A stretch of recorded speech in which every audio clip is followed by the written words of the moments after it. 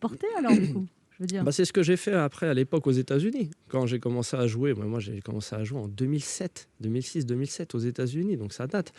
Et Alors c'était comment le début? Hi, how are you tonight? non, c'était moi en fait j'avais pris 5 minutes de. En fait, il nous arrivait une histoire complètement dingue. C'était il y a 10 ans, j'étais dans les rues de New York avec Redouane Bougueraba.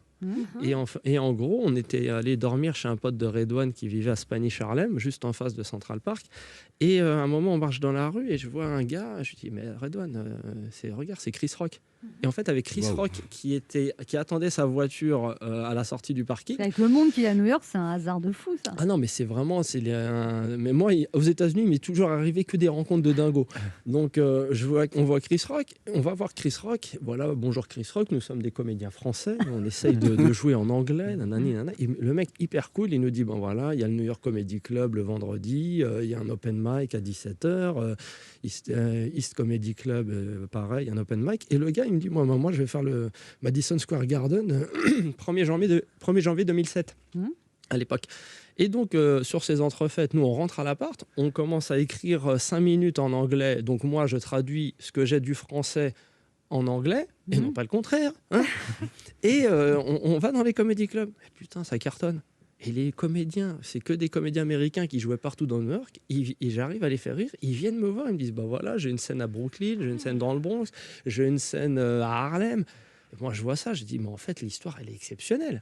Donc, je vais aux États-Unis, j'arrive à faire rire des comédiens américains et un public américain. Direct, j'appelle mon pote, vas-y, débarque avec la caméra, tu vas me suivre dans tous les comédie clubs. Et je commence à faire un peu un storytelling comme ça. Et je me dis, l'histoire est intéressante, c'est un mec de Saint-Denis qui débarque dans les comédie clubs aux États-Unis et qui joue. Et surtout, moi, ça m'a permis de faire ma formation comique là-bas. Mais j'ai galéré, j'ai souffert à en chialer là-bas. Mais je savais que tout ce que je gagnais là-bas, c'était x10 en France. Parce que moi, c'est pas ma langue natale, l'anglais. Donc forcément, tu bosses dans une autre langue, c'est beaucoup plus facile après pour apprendre le rythme, le delivery, ce qu'ils disent, la façon de sortir les blagues, la musique. J'ai réussi à trouver ma musique à moi en voyant aussi les Américains sur scène.